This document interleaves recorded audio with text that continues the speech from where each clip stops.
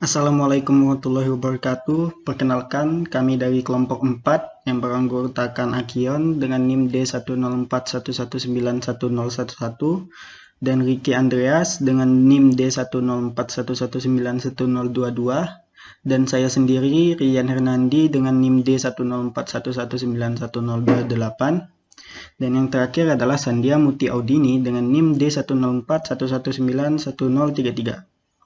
Video ini dibuat untuk memenuhi tugas pertemuan ke-10 tentang pengenalan UML. Adapun pembahasan yang akan kami sampaikan ke depannya, yaitu yang pertama membuat use case diagram klinik, yang kedua menjelaskan semua relasi dari kelas diagram, dan yang terakhir yaitu membuat kelas diagram pembelian barang. Saya sendiri di sini berkesempatan untuk membuat use case diagram klinik. Oke, langsung kita masuk ke Draw.io-nya. Untuk membuat use case diagram klinik, pertama-tama kita buat batas dari sistemnya itu sendiri, yaitu klinik. Kita kasih teks, klinik. Nah, untuk klinik sendiri di sini yaitu ada 4 aktor ya. Ada 4 aktor di mana untuk primary-nya adalah pasien. Kemudian untuk secondary-nya ada 3 aktor, yaitu yang pertama ada penjadwal, kemudian ada dokter, kita kasih nama dokter, kemudian aktor secondary-nya adalah juru tulis,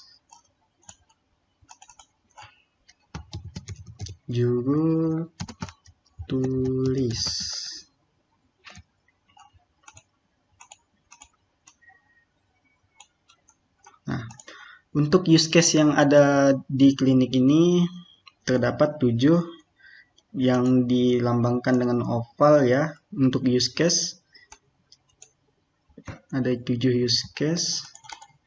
Kita duplicate 2, 3, 4, 5, 6, 7. Ada 7, di mana untuk aktor pasien atau primary aktornya di sini memiliki 4 memiliki interaksi secara langsung dengan 4 use case. Ini terlalu besar ya, kita agak kecilkan atau ini saja. Untuk use case pertama adalah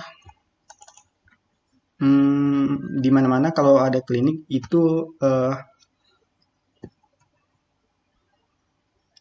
membuat janji jadwal ya. Membuat janji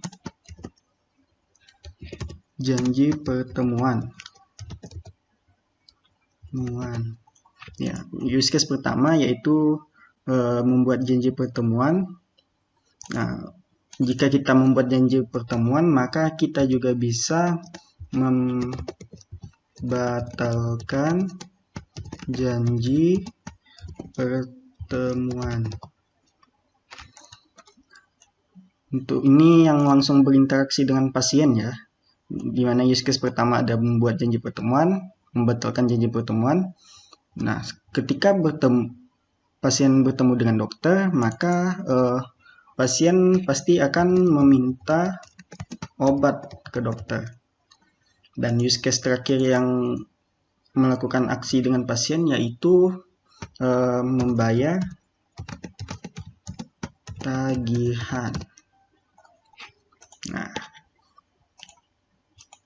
untuk use case ini di mana ketika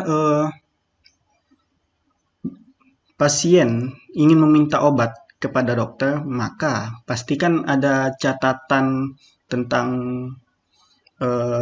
pasien kan, tentang mungkin apa saja alergi yang ia alergi obat apa saja yang dimiliki oleh pasien maksud saya.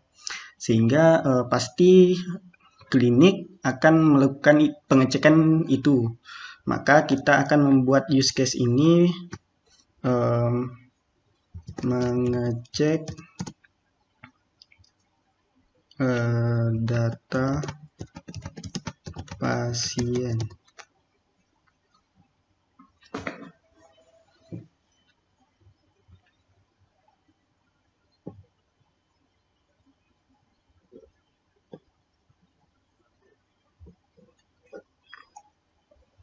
Nah, untuk membayar tagihan ini kan tidak selamanya pasien mampu untuk membayar tagihan. Nah, pada klinik ini kita kasih opsi untuk tunda pembayaran. Nanti untuk relasinya akan kita isi terlebih dahulu use case yang ada pada klinik ini. Dan use case yang terakhir yaitu tagihan di sini kan ada juga yang namanya tagihan asuransi kan ya, kalau dalam kesehatan. Berarti ini kita masuk tagihan asuransi, di mana tagihan asuransi ini nantinya adalah child atau anak dari use case membayar tagihan. Nah, untuk relasinya akan kita buat nanti.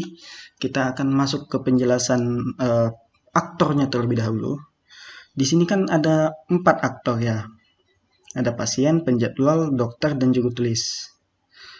Nah, pasien tadi sempat disinggung bahwa ia merupakan primary dan secondary-nya adalah ketiga aktor ini yang pada bagian kanan.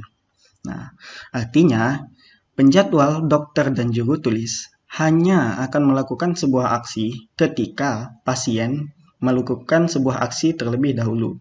Jadi penjadwal, dokter, dan juru tulis di sini bisa dikatakan sebagai responden ya, yaitu merespon dari tindakan pasien. Nah, kita akan membuat relasi-relasinya terlebih dahulu. Untuk relasi yang biasa kita buat seperti ini. Pasien kita relasikan ke membuat janji ya. Ini kita terlebih dahulu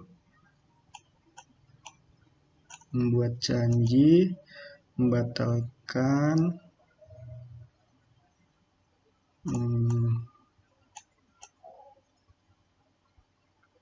mungkin membatalkan di atas saja, tapi yang paling pertama yaitu pasti membuat janji ya. Tidak mungkin kita membatalkan janji terlebih dahulu padahal kita belum membuat janji. Oke, untuk relasi membuat use case membuat janjinya kita hubungkan dengan use case penjadwal.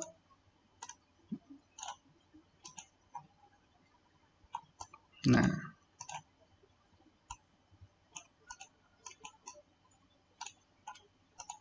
kemudian kita use case selanjutnya kita hubungkan use case membatalkan janji dari pasien, kita hubungkan dengan penjadwal ya, dimana untuk membatalkan janji pertemuan itu pasien harus ke penjadwal. Tidak mungkin kan membatalkan janji langsung ke dokter.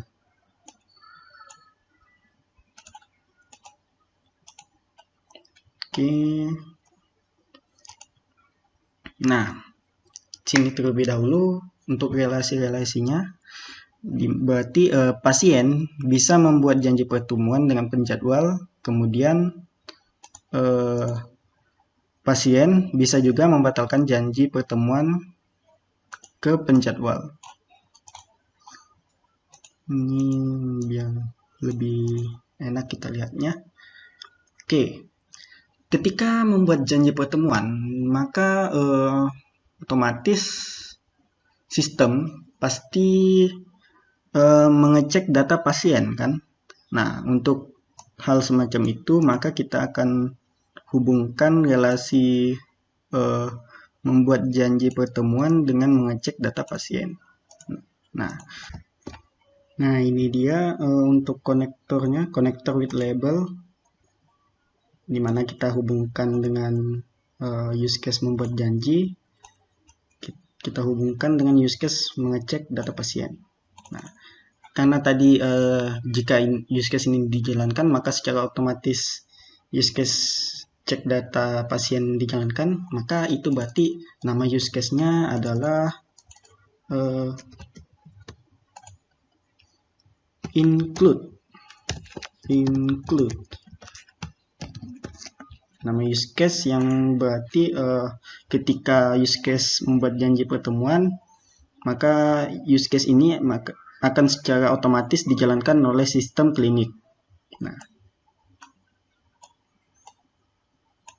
kemudian kita membuat relasi use case ketiga yang dilakukan oleh pasien ya, yaitu minta obat.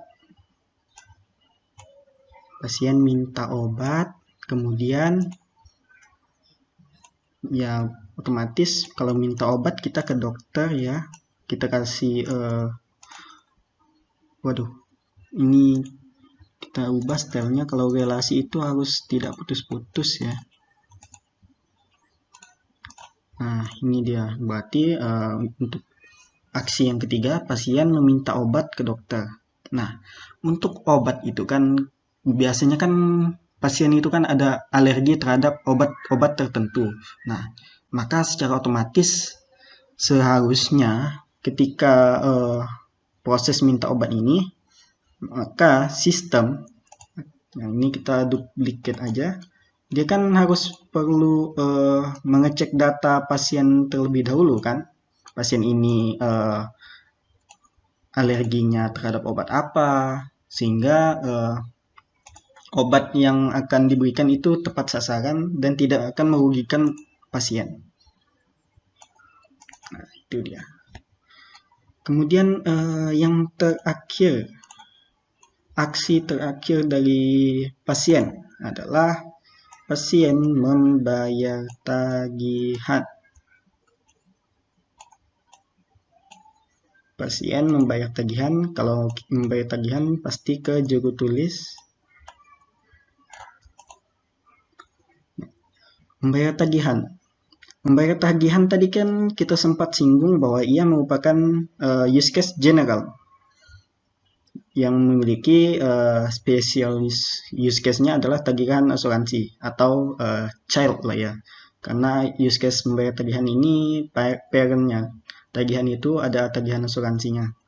Berarti kita generalisasikan. General mana dia? Nah ini dia relasi generalisasinya. Berarti kita hubungkan antara use case tagihan asuransi dengan use case general, yaitu membayar tagihan. Dimana ini tidak perlu, tidak ada label ya. Dimana use case membayar tagihan ini adalah general, sedangkan use case tagihan asuransi adalah use case spesialis. Nah, relasi general ini dilambangkan dengan tanda panah yang agak besar dan kosong ya. Nah, kemudian selanjutnya kan ada tunda pembayaran. Tunda pembayaran ini berarti jika pasien dinilai belum mampu atau tidak bisa membayar sekarang, berarti kan ada sebuah kasus kan ya. Berarti kita masukkan poin ekstensinya. Poin maksud saya titik extension point. Kalau dalam bahasa Inggris berarti kita bahasa Indonesia kan titik ekstensi. Nah, biasanya kalau titik ekstensi itu di dalamnya dikasih garis ya. di dalam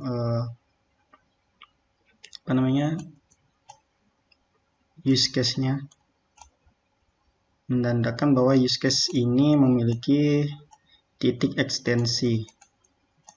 Nah, tadi kan kalau pasiennya ada tidak mampu membayar, berarti dia boleh menunda pembayaran. Berarti titik ekstensinya itu adalah perlakuan lebih.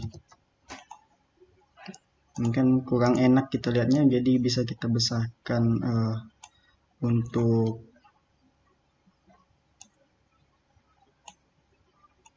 bentuknya, kita besarkan biar lebih enak dipandang. Nah, ini dia. Ini coba kita naikkan garisnya saja. Oke. Karena ini memiliki titik ekstensi perlakuan lebih. Ketika pasien mendapatkan perlakuan lebih, maka ia bisa menunda pembayaran. Nah, ini kita membuat relasi extend ya, berarti kita copy yang ini, kita duplicate. Kalau extend itu dari yang tunda pembayaran ke membayar tagihan. Kita ganti teksnya menjadi, waduh, kita hapus.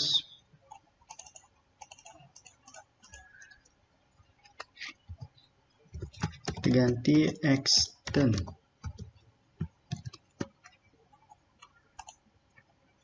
Nah, extend sini maksudnya adalah ketika use case ini dijalankan, tidak selamanya sistem akan langsung menjalankan use case tunda pembayaran. Kebalikan dari include tadi ya. Kalau include kan ketika use case ini dijalankan, maka sistem akan secara otomatis menjalankan use case mengecek data pasien. Nah, sedangkan ini dia sebaliknya. Tidak selamanya ketika use case ini berjalan, use case ini dijalankan. Ada ketentuan-ketentuan yang lainnya. Nah, itu saja. Ini berarti sudah jadi ya untuk use case diagram kliniknya. Untuk penjelasan materi 2 akan dilanjutkan oleh rekan saya, Ricky Andreas. Terima kasih kepada Rian atas penjelasannya sebelumnya. Pada sesi ini kita akan membahas dan bersama-sama memahami mengenai apa itu relationships of class. Sebelumnya, izinkan saya untuk memperkenalkan diri terlebih dahulu. Saya adalah Ricky yang akan melanjutkan penjelasan dari Rian mengenai relationships of class. Nah, dari teman-teman sekalian, apakah sudah ada yang tahu mengenai apa itu relationships of class? Simple saja, sesuai namanya, relationship of class ini adalah sebuah relasi antar kelas. Jadi ada kelas, mereka saling berelasi antara satu sama lain. Mereka saling berelasi antara satu sama lain. Untuk apa? Tentunya untuk mencapai satu tujuan utama mereka. Mereka saling bekerja sama mencapai satu tujuan. Sama ketika kita gotong royong, sesuai dengan sila keempat, kita bergotong royong dan bersama-sama membangun entah itu membangun jalan ataupun apapun itulah dalam mencapai tujuan kita. Kita bergotong royong dalam mencapai tujuan yang ingin kita capai. Demikianlah maksud dari relationships of class ini.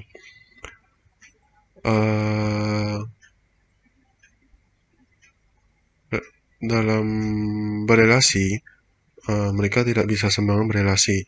Mereka memiliki aturan atau pengelompokan tertentu.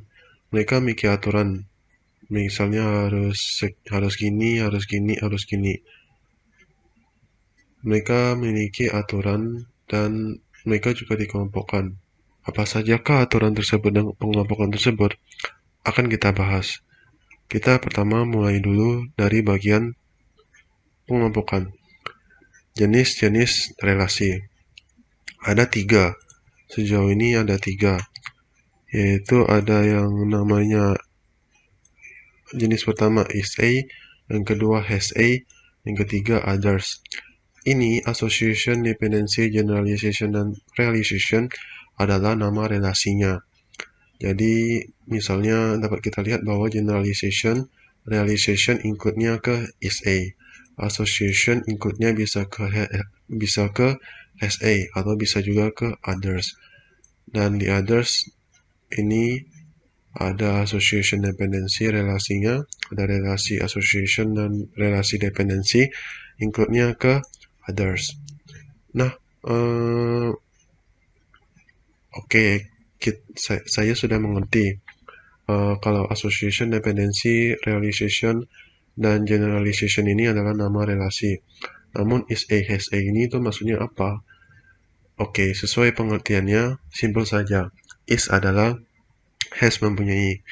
Jadi, gini, ada satu kelas, anggap saja ini kelas buah, dan ini apel. Oke, ini apel.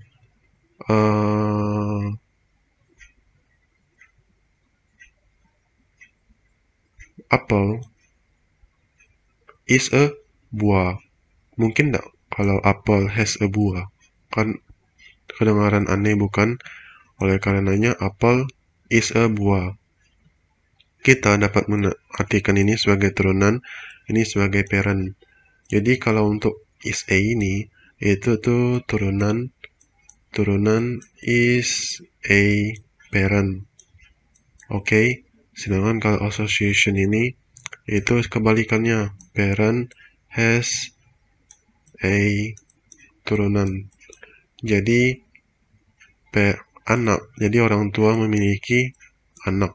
Bahasa kasarnya demikian. Orang tua memiliki anak dan anak adalah orang tua. Karena anak lahir dari orang tua, maka anak adalah orang tua. Demikianlah maksud dari buah apel. Apel adalah sebuah buah dan buah memiliki apel.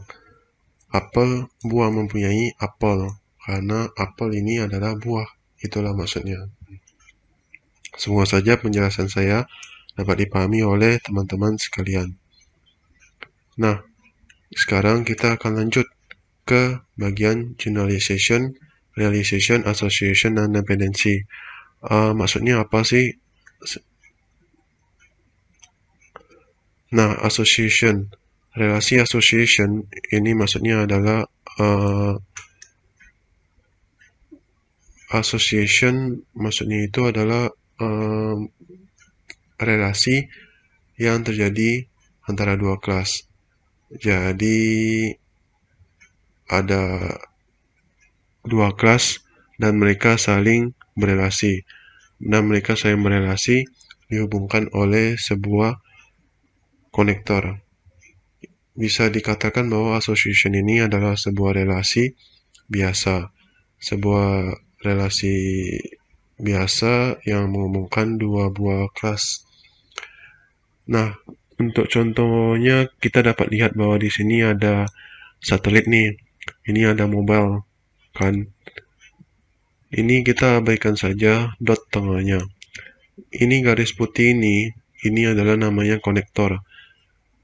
Dan ini disebut sebagai asosiasi. Keterhubungan mereka ini adalah asosiasi.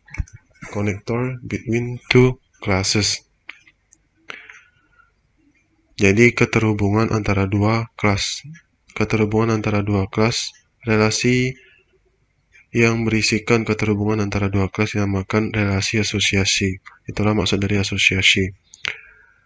Nah, ini kan satelit nih. Ini adalah kelas satelit. Ini adalah kelas mobile. Bukan? Ya. Nah, mereka saling terhubung. Garis inilah yang dinamakan sebagai konektor, penghubung.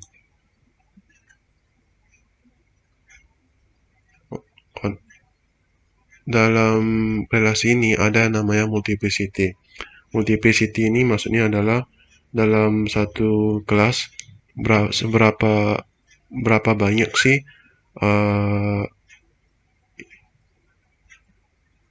berapa banyak sih dalam satu kelas berapa banyak objek yang bisa terhubung ke kelas tersebut, atau berapa banyak jumlah dari objek yang sama bisa terhubung ke kelas tersebut. Misalnya nih, si kelas S kan, itu berapa banyak maksimalnya untuk bisa terhubung ke M ini. Misalnya nih, kelas S kan satelit, M itu adalah mobile. Kita tahu bahwa satu satelit satu satelit pasti terhubung ke satu mobile phone kan, dan satu mobile phone ini bisa terhubung ke banyak satelit. Satu satelit bisa terhubung ke beberapa mobile phone, dan satu mobile phone bisa terhubung dengan beberapa satelit. Jadi dapat disimpulkan bahwa multiplicity-nya adalah kalau S ini adalah satu dan M ini adalah satu to many, satu atau banyak. Karena kita ngomongnya per satu dulu. Anggap saja satu satelit. Satu satelit pasti bisa terhubung ke banyak mobile phone kan, dan banyak mobile phone ini itu tidak hanya satu, bisa banyak. Jadi satu atau lebih daripada satu mobile phone bisa terhubung ke si satelit ini. Itulah maksud dari asosiasi ini. Lalu yang selanjutnya ada namanya aggregation. Aggregation ini adalah independently relationship between parent and child. Jadi hubungan yang independen antara parent dan child. Dapat kita lihat bahwa ini adalah orang tua. Ini orang tua, ini anaknya, ini gurunya. Oke. Nah, gambar berikut hanyalah sebuah contoh dan bukan merupakan sebuah tetapan dalam agregasi. Ini hanyalah sebuah contoh. Begitu juga dengan gambar sebelumnya. Gambar ini hanyalah sebuah contoh untuk memperjelas mengenai pemahaman. Lain dengan hal ini yang merupakan sebuah simbol yang memang aturan baku nanti ketika kita akan mengabarkan sebuah kelas asosiasi. Jadi kelas asosiasi ini memiliki sebuah simbol, yaitu sebuah garis lurus seperti demikian. Lalu kembali ke laptop aggregation. Jadi ini adalah sebuah relasi yang independen. Maksudnya itu adalah demikian begini. Jadi di sini ada yang namanya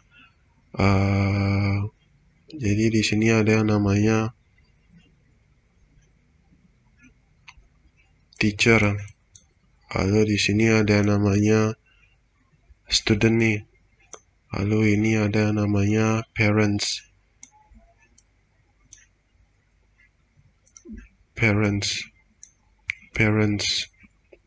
Oke. Jadi ini ada yang namanya parents.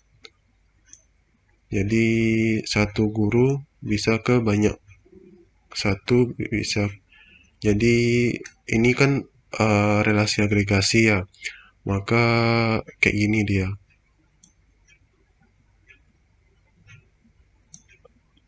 Lalu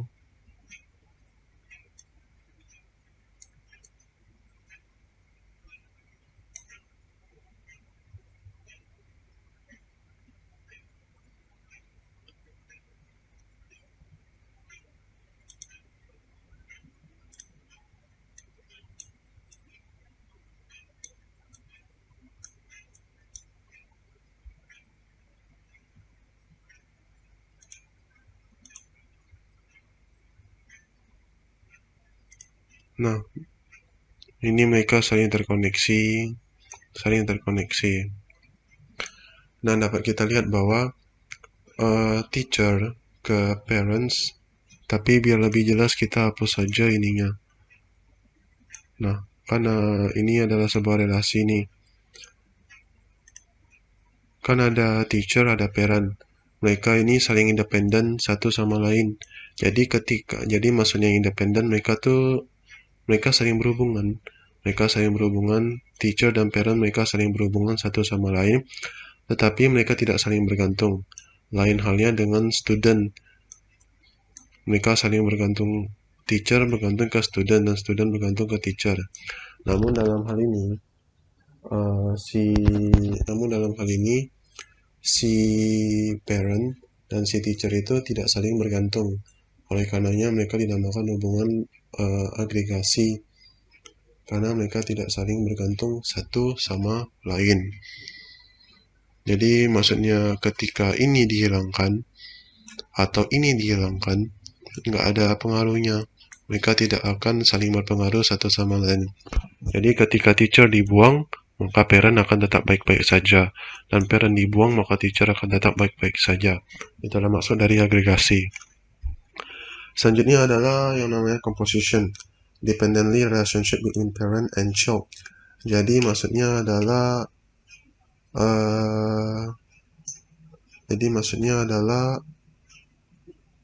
hubungan ketergantungan antara parent dan child.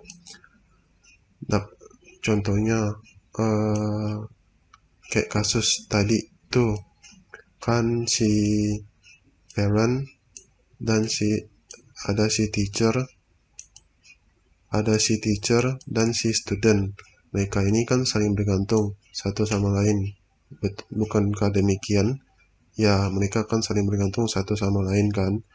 Nah, itulah yang dimaksud dari composition ini. Jadi ketika composition ini tuh kebalikan dari agregasi. Kalau agregasi kan tidak saling kebergantungan. Kalau composition ini saling kebergantungan. Ketika ini as student dihilangkan, maka akan berpengaruh ke teacher. Begitu juga dengan teacher. Ketika teacher dihilangkan, maka akan berpengaruh ke student. Logikanya simple. Teacher tidak akan ada tanpa adanya student, dan student juga tidak akan ada tanpanya teacher. Oleh karenanya itu mereka berdua ini saling melengkapi satu sama lain.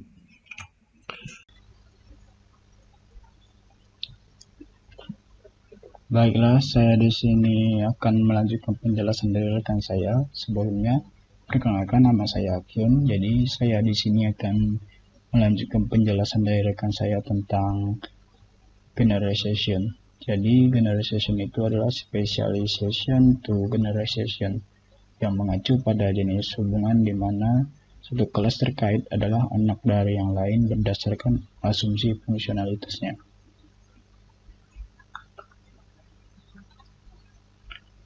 Dengan kata lain, kelas anak adalah tipe khusus dari kelas induk. Untuk menunjukkan pewaris dalam diagram UML, garis padat ini dengan anak panah yang tidak padat, tidak terisi, itu dilambangkan dengan generalization. Sebagai contoh, seperti pada gambar berikut ini adalah ada pohon. Jadi anggap saja ini pohon 1, pohon 2, pohon 3, pohon 4. Ini merupakan sehingga pohon dari keempat pohon ini mendapatkan satu turunan pohon, yaitu menjadi pohon seperti ini. Anggap saja ini pohon. Jadi mendapatkan turunan gitu. Jadi maksud dari generalisasi itu seperti itu. Kemudian relation adalah relationship between blueprint, class, and object. Jadi relation ini menunjukkan implementasi fungsionalitas yang didefinisikan dalam satu kelas oleh kelas lain. Untuk menunjukkan hubungan dalam UML, garis putus-putus ini dengan panah yang tidak padat, tidak terisi, diambil dari kelas, mendefinisikan dari fungsionalitas kelas yang mengimplementasikan fungsi tersebut. Sebagai contoh, ini adalah kemudian Bedouin, ini blueprint objek. Jadi ketika blueprint ini tidak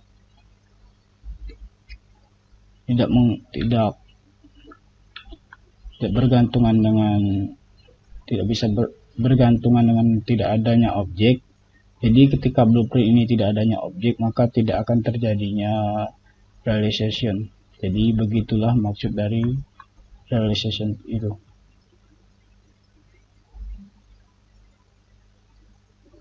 Kemudian dependency adalah change in a class after another class.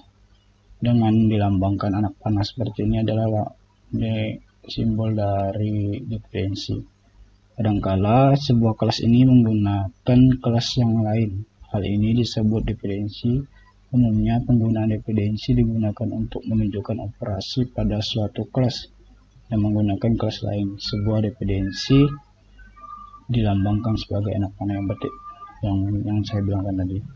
Sebagai contoh, misalkan adanya guru sama siswa, jadi guru dan siswa tersebut mana saling bergantungan, di mana ada satu guru dan memiliki banyak siswa. Itu yang dinamakan dependensi. Tapi ketika ada perubahan di siswa, maka itu akan terjadi perubahan juga pada gurunya untuk mengatur strategi cara mengajar ketika mahasiswanya sudah penambahan atau makin banyak siswanya. Itu juga pada gambar ini, ketika ada satu orang yang terjatuh, maka semuanya akan ikut terjatuh. Jadi begitulah pengertian ataupun contoh dari dependensi. Baiklah, mungkin hanya ini yang bisa saya sampaikan untuk penjelasannya. Kurang lebihnya saya mohon maaf. Untuk selanjutnya akan dijelaskan oleh rekan saya. Apabila ada pertanyaan, silakan tanyakan saja pada kolom komentar. Saya akhiri, sekian dan terima kasih.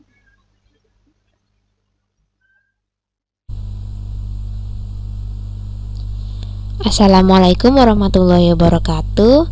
Perkenalkan, nama saya Sandia Mutiadini. Di sini saya akan melanjutkan penjelasan dari rekan saya sebelumnya. Namun pada kali ini saya akan menjelaskan tugas ketiga, yaitu membuat kelas diagram pembelian barang. Nah, di sini saya akan menggunakan aplikasi StarUML.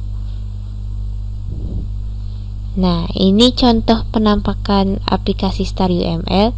Nah, untuk membuat diagram kelas, hal pertama yang akan kita lakukan adalah memilih kelas diagram. Nah, karena di sini saya akan membuat diagram kelas pembelian barang, maka kita tekan model, add diagram atau tambahkan diagram, terus tekan kelas diagram. Nah, udah keluar seperti ini yang ada di sebelah sini. Setelah itu kita tekan kelasnya, terus kita tekan di sini buat kelas. Udah muncul kelasnya. Nah, kita beri nama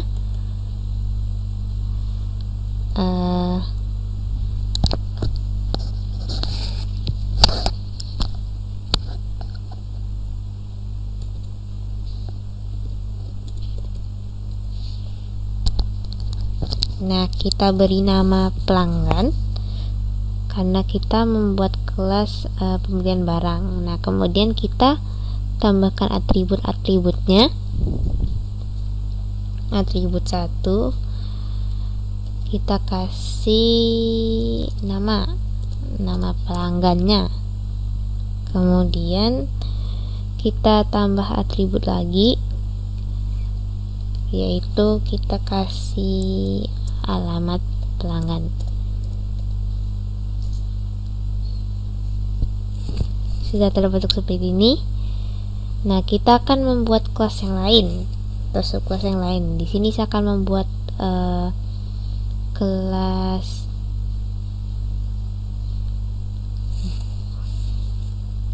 kita akan membuat kelas pesanan.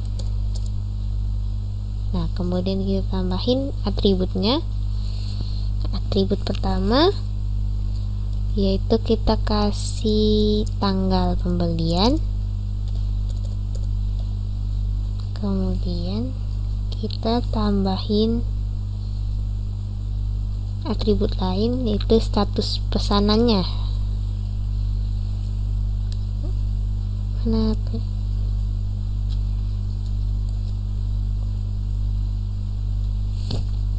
Status ya, status. Kemudian pesanan pasti memiliki status. Kemudian kita akan membuat operasinya. Jadi kita tekan ini, add operation, dia akan muncul di sini. Kita kasih operasinya, operationnya yaitu yang pertama ada operasi hitung pajak. Nah, karena pesanan pasti ada pajak, ada total berat, ada total harga. Jadi kita kasih hitung pajak.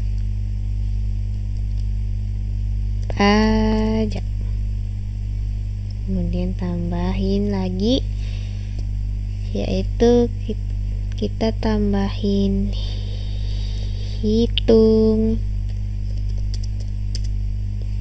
total.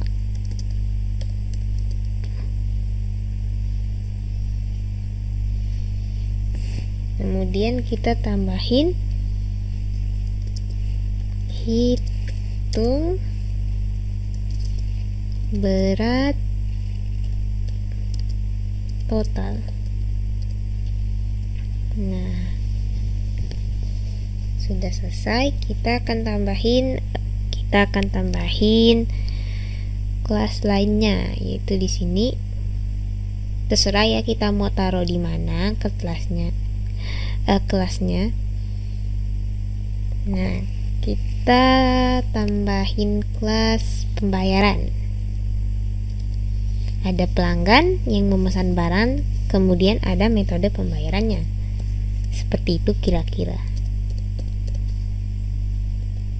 Pembayaran. Setelah itu kita tambahin atributnya. Nah, di atribut pembayaran ada jumlah pembayaran.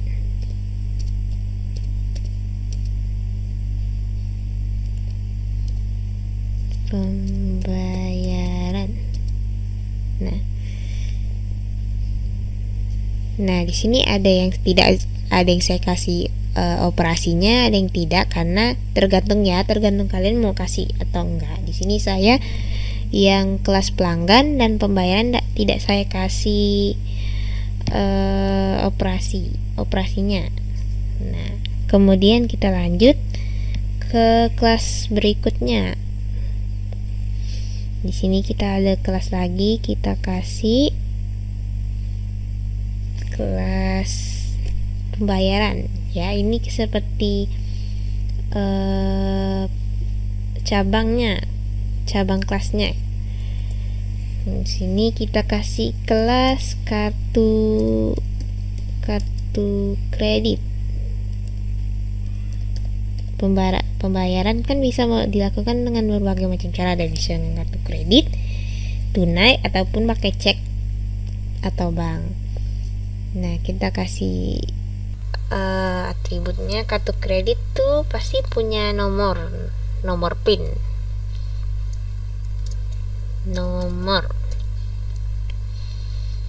Kemudian atribut lainnya bisa kita tambahkan tipenya. Tipe kartu kredit. Kemudian kita tambahin tanggal kadaluarsa,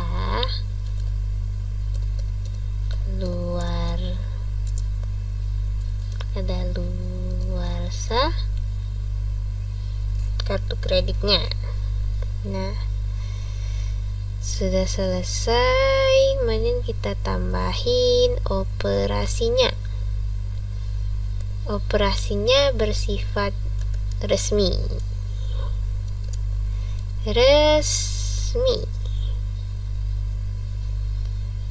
Nah, kemudian kita pindah ke kelas yang lain, kita tambahin kelas tunai. Nih, tunai. Kemudian kita buat atributnya. Atributnya yaitu dibayar secara tunai. Sudah. Kan tunai ini tidak dikasih operasi ya, karena langsung dia kan nggak perlu nomor kartu, nggak perlu tanggal kadaluarsa. Nah, jadi kita langsung kasih atribut aja. Kemudian di kelas selanjutnya kita tambahin cek atau bank. Cek sama bank sama aja kali ya. Cek. Nah, kita buat atributnya. Kelas cek itu kita punya nama pengguna. Nama pengguna. Selain nama pengguna, kita juga ada ID banknya. ID bank kita pelanggan, ID bank.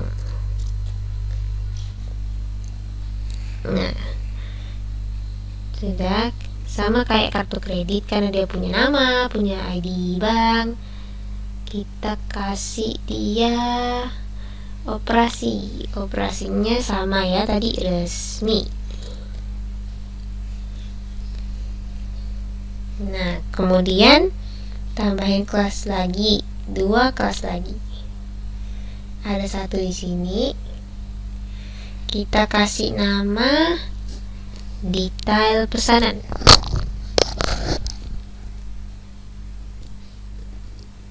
Detail pesanan. Nah, kemudian kita buat atributnya sama kayak tadi. Di detail pesanan tuh ada kuantitas barang sama pajak.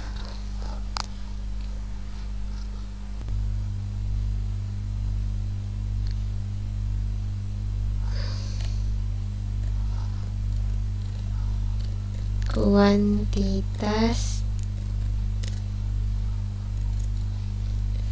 barang. Nggak usah pakai barang juga nggak apa-apa, kuantitas. Tambah lagi, tambah atribut lagi, ada namanya status pajak.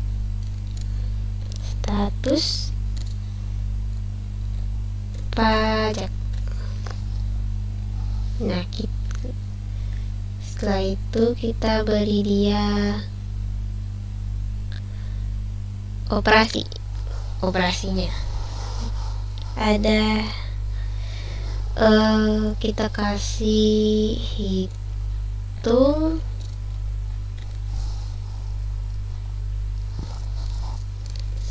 subtotalnya. Kemudian ada hitung berat.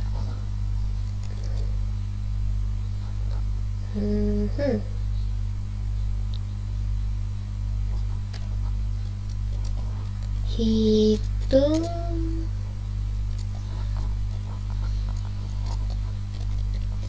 berat. Sudah. Nah, kemudian kita buat kelas terakhir, yaitu kelas item. Nah, dari pesanan, detail pesanan. Nah, kemudian ada item apa aja yang dibeli sama pelanggan gitu. Kita kasih nama item. Kita buat atributnya. Atribut 1 kita punya berat pengiriman. Saya mau kasih berat pengiriman.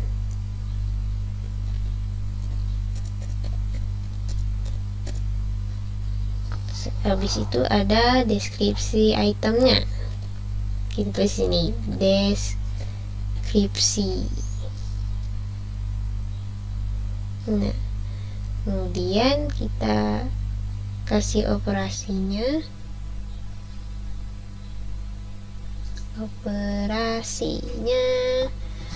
Kita kasih harga. Yang pertama ada harga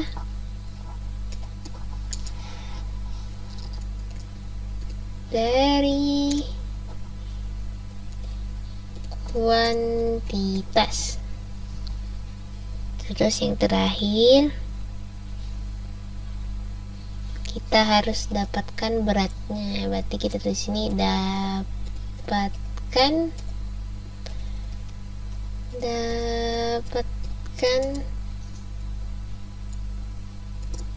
berat. Nah, udah semua kelasnya, kita tinggal kasih hubungannya, relationship-nya. Bentar, saya akan susun dulu.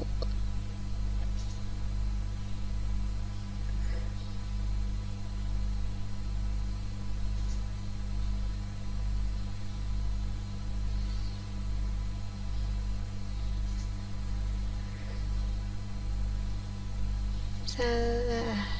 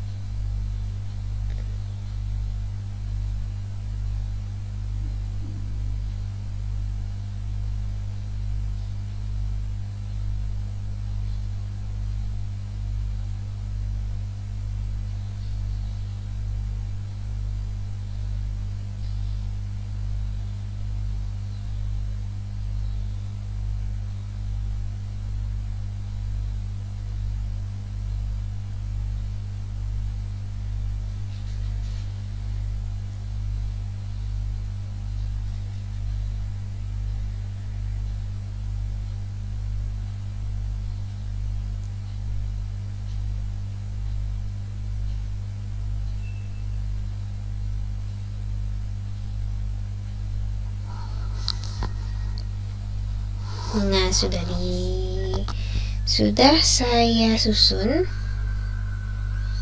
Jadi kita tinggal kasih relationship-nya. Pertama, dari pelanggan ke pesanan kita memiliki relationship association. Nah, kita tinggal tarik garis dari sini ke sini.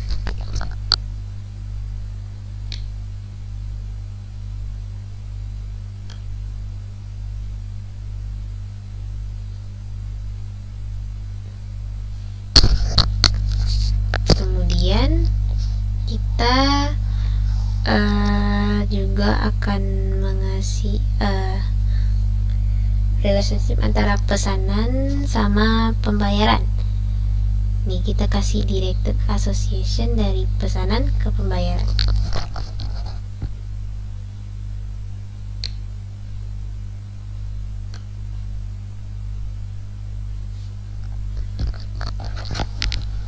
Sudah. Nah, dari pembayaran kita memiliki seperti turunan kelas, yaitu pembayaran pasti bisa dilakukan dengan cara pakai kartu kredit, tunai, dan cek. Jadi kita akan menggunakan garis relationship yang generalization atau bisa dibilang. Nah, jadi kita tarik garis dari kartu kredit ke pembayaran, tunai ke pembayaran, sama cek dari pembayaran.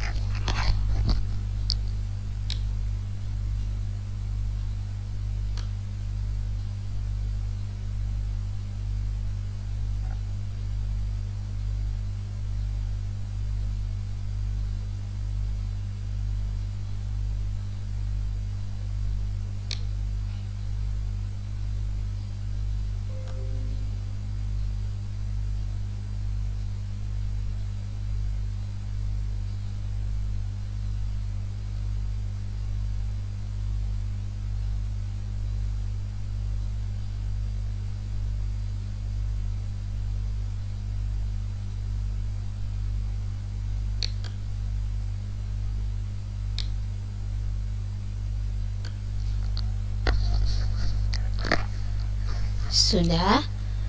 Nah, kemudian kita kasih hubungan aggregation antara detail pesanan dan pesanan.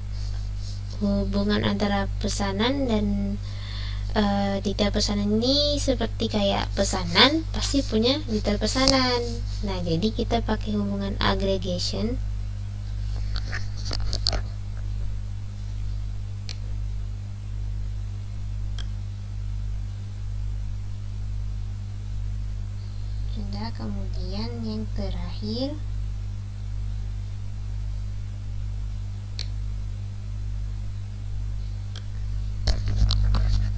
Kemudian yang terakhir tuh antara item dan detail pesanan. Kita kasih hubungan sama seperti yang ini, directed association. Kayak hubungannya antara tabel itu aja. Dari sini detail pesanan kita kasih ke item. Nah, sudah, hubungannya sudah semua. Nah, sekarang saya mau kasih hubungan multiplicity-nya. Nah, kita kasih annotation di sini. Nah, kita kasih notes di sini. Nah, hubungan antara pelanggan sama pesanan itu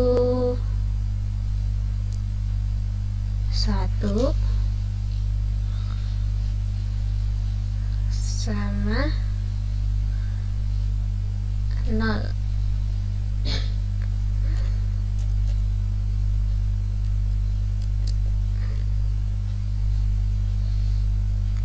Nah, ini 1 sama 0 ini dibaca dari satu pelanggan bisa memesan barang, bisa jadi kosong atau enggak lebih dari 1. 0 titik-titik bintang itu artinya tidak sama sekali atau lebih dari 1.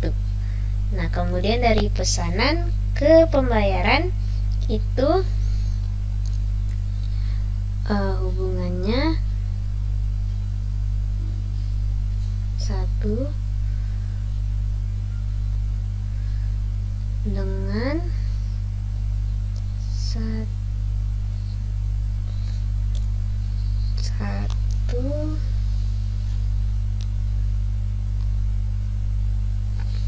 titik-titik bintang. Nah, hubungan ini dibaca dari satu pesanan. Pelanggan membeli satu pesanan, kemudian pesanannya bisa dibayar lebih dari 1. Maksudnya jumlah uangnya, pembayarannya itu lebih dari 1. Bisa 1.000, 2.000 dan seterusnya. Nah, kemudian kita beri hubungan antar pesanan dan detail pesanan. Jadi detail pesanan itu kita kasih 1 titik-titik bintang. Detail pesanan itu banyak ya, dari 1 sampai berapa biji, ada kuantitas, ada status pajak, ada berat subtotal dan lain-lainnya. Nah, terus pesanan ini kita beri 1. Pelanggan membeli 1 pesanan, itu kan pesanannya dijadiin 1 maksudnya. Nah, kemudian yang terakhir itu hubungan antara detail pesanan sama item. Nah, detail pesanan itu bisa jadi dari detail pesanan sendiri itu bisa jadi itu 0 ya, 0 titik bintang, karena kita nggak tahu orang mau beli seberapa banyak. Detail pesanannya entah ada, entah iya, entah ada gitu. Maksudnya entah ada, entah enggak gitu. Nah, kemudian itemnya kita hitung 1.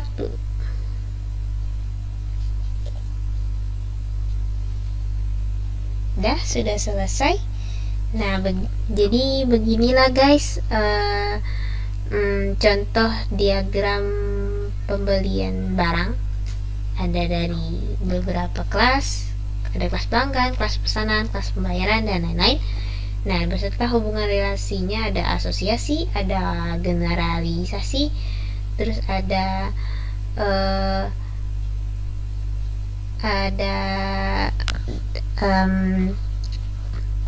aggregation. Nah, itu yang sudah dijelaskan di video ini.